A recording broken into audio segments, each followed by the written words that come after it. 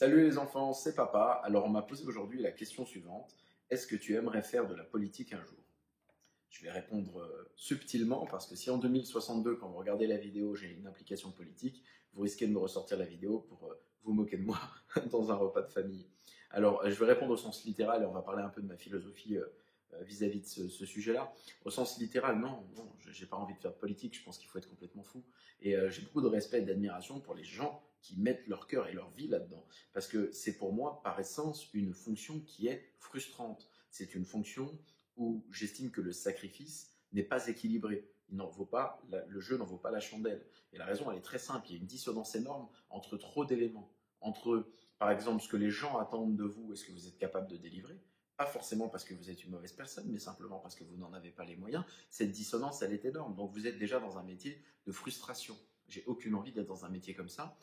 Deuxièmement, les hommes politiques, alors j'écarte toutes les conneries du style des gens qui en profitent, qui ont des planques, etc. Non, je parle du principe que ces gens, pour la plupart d'entre eux, se lèvent tôt le matin, rentrent tard le soir, j'en ai vu beaucoup, et sur le terrain, c'est beaucoup de gens qui ont du mal à tenir une vie de famille, qui ont du mal à être en santé au niveau de leur corps, observe, regarde, tu verras, qui ont pas mal de troubles, peut-être même névrosés, etc. C'est compliqué parce qu'ils ont une pression qui est énorme, il faut toujours être sur la brèche. Je prends la défense de personne, mais tu me demandes si j'aimerais avoir ce boulot. Comme moi, je sais que je le ferai avec le cœur, je ferai partie de ces gens-là qui sont toujours à fond, qui vont à 300%, qui se sacrifient pour les gens, et évidemment qui sont donc dans la frustration bilatérale constante. Notamment parce qu'il y a aussi une dissonance énorme entre les objectifs que tu as et les moyens réels qu'on te donne. Et c'est pas quelque chose, on peut attaquer personne, c'est pas quelque chose de grave en soi, c'est quelque chose de normal même. C'est la lenteur du processus démocratique, c'est comme ça. Tu vas vouloir prendre une décision, mais oui, mais il y a des budgets, on ne peut pas prendre 92% d'impôts aux gens, donc tu peux peut-être pas réaliser ça. Ensuite, il y a une lenteur d'exécution aussi, qui est propre au fait que quand tu as 65 millions de personnes et qu'il y a des régions, et qu'il y a des villes, et qu'il y a des petits hameaux, etc., bah, tout ça crée une lenteur d'exécution qui fait que parfois un projet devrait être réalisé très vite et c'est pas le cas. Et ça, c'est une frustration que j'ai aucune envie de gérer. J'ai encore moins envie de gérer le fait que lorsque tu prends une décision, on ne te laisse pas le temps de la mettre en œuvre. Parce que c'est bien beau de parler de politique, mais on vit dans un monde dans lequel les mecs prennent des décisions pour plaire à des gens pendant 2 ans, pour pouvoir entamer l'élection d'après. C'est un jeu qui ne fait pas de sens. Et j'aimerais aussi qu'on leur laisse la place de faire des actions qui soient figées, et pour certaines parce qu'elles sont nécessaires, hein, sur des thématiques profondes comme la santé, etc., et qu'on avance là-dessus pendant 20 ans, pendant 40 ans, pas qu'on avance là-dessus pendant 2 ans, puis le gouvernement d'après refait un amendement, change encore une loi, etc., parce qu'en fait c'est un combat qui est incessant entre des points de vue divergents, et au final on n'arrive jamais à faire quoi que ce soit, parce qu'il y a cette dissonance entre les actes et la lenteur d'exécution, et une fois qu'on exécute, entre cette exécution et le peu de temps qu'on lui laisse pour grandir. On ne fait pas pousser un arbre en 3 semaines.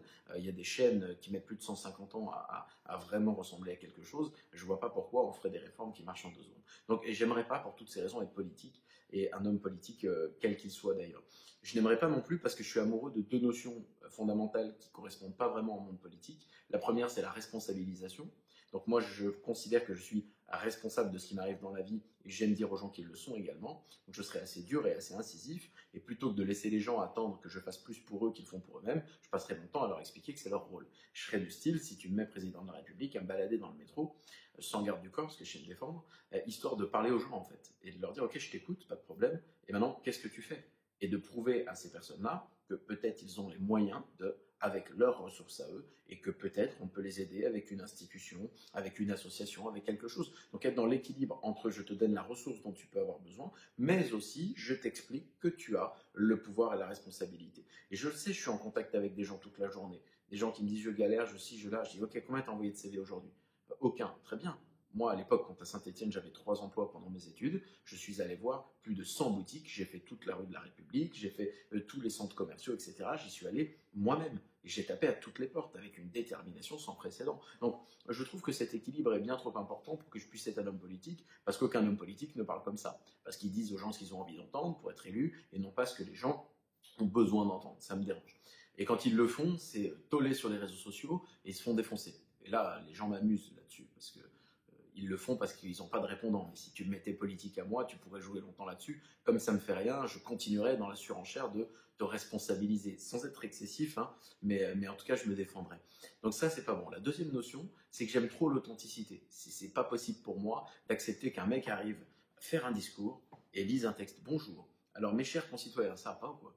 Moi, je suis amoureux des profils authentiques. Tu vois, à la De Gaulle, à la Coluche. Alors attention, hein, je ne dis pas que je suis d'accord avec tous les propos, toutes les pensées de ces hommes-là, mais des gens qui sont capables de parler en disant merde s'il le faut. Et cette authenticité, d'ailleurs, on est en quête de la retrouver. C'est pas pour rien que dans le monde, heureusement ou malheureusement, il y a des gens qui sont parfois élus à certains postes, qui sont pas très académiques et qui sont plutôt même borderline, mais simplement parce qu'au moins ils sont authentiques. Et donc les gens sont attirés par cette authenticité. Ils disent lui au moins il a des défauts, mais bon bah on sait où il va quoi. On sait qu'il peut péter un plomb à tout moment. Enfin, regarde Trump, je suis pas en train de soutenir le mec, hein, mais voilà, tout le monde sait que le mec il est mal luné un soir, il t'envoie un Twitter, troisième guerre mondiale, tu vois. On est au courant, mais au moins il y a de l'authenticité. Alors je dis pas que c'est bien ou mal, mais je comprends le mécanisme mental qui a poussé les gens à mettre en avant une personne comme celle-ci à une ère où on fait plus confiance à personne. Donc au final, toutes ces notions font que je suis pas du tout un homme qui peut être politisé. Mais, et c'est la partie philosophique personnelle par rapport à cette notion, j'estime qu'on est tous et toutes des hommes politiques. J'estime qu'en vérité, je suis un politicien à la minute où je te parle. J'estime que par nos actions quotidiennes, puisque je parle d'être responsable, par le fait que nous allions faire des efforts à chaque fois qu'on part au travail, à chaque fois qu'on essaie de créer, à chaque fois qu'on essaie de contribuer, à chaque fois qu'on essaie d'avoir une action associative, à chaque fois qu'on essaie d'aider nos enfants à se comporter un peu mieux, à dire bonjour, à dire au revoir, à être respectueux, toutes ces actions que j'appelle des actions de l'ombre sont des actions politiques parce qu'on crée la politique de notre propre ville, de notre propre région, de notre propre pays et in fine du monde. Et donc j'estime que nous sommes tous politiciens. Ce que je n'aime pas, c'est qu'on a créé une espèce de division entre un peuple consommateur et des politiques qui nous régulent et qui essaient de nous contrôler. C'est comme ça que les gens estiment aujourd'hui la notion étatique ou la notion démocratique, ce que je trouve dommage. À la base, il ne faut pas oublier que c'était on se réunit, on est 65 millions, on est bien trop pour prendre des décisions.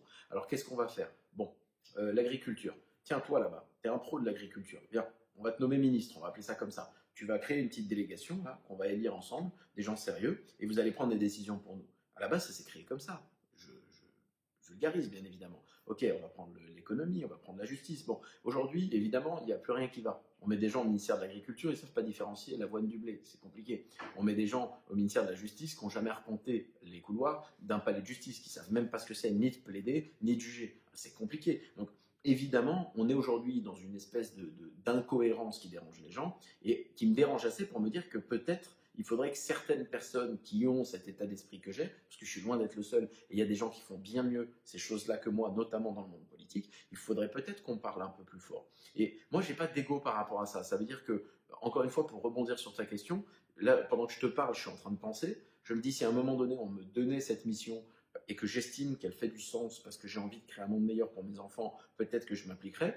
Mais en vérité, j'ai plus une autre sensation, c'est que j'aimerais être le porte-parole d'un message, comme je le fais maintenant, et attirer à moi quelqu'un qui a 30 fois mes compétences pour plein de raisons dans ce domaine, et aussi mes connaissances, parce qu'il en faut, en géopolitique, etc., et que cette personne-là, je puisse la soutenir en vérité. Parce que j'ai pas du tout envie du sacrifice que ça demande, clairement. Au même titre que j'ai pas envie du sacrifice que ça demande de devenir un Steve Jobs. Parce que oui, aujourd'hui, j'ai des AirPods dans la poche, dans les oreilles, là, pour le coup. Je le remercie, mais lui, il est mort d'un cancer à 56 ans. Super. Je préfère vivre jusqu'à mes 95-96 ans, pouvoir voir grandir mes enfants, mes petits-enfants et vivre des moments extraordinaires, tout en ayant des finances. Je ne dis pas que c'est une dissonance là aussi, mais j'ai pas envie de vivre cette vie-là. Bah, la politique, c'est pareil. C'est un niveau de sacrifice qui est beaucoup trop élevé pour moi.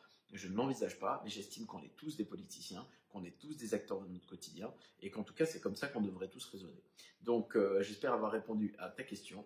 La différence entre aimer dans le fait d'avoir envie d'y aller, non, et le fait de peut-être un jour envisager, écoute, on ne sait pas ce que l'on ne sait pas, on mature, on grandit, on évolue, et en tout cas, si je trouve que les choses sont sensées un jour et qu'on me donne de vrais moyens, je le ferai volontiers. Par contre, si c'est pour pisser dans un violon et juste en effet recevoir une rémunération qui est peut-être un peu déséquilibrée par rapport à ce que je peux réellement faire, là dans ce cas, ça sera son nom.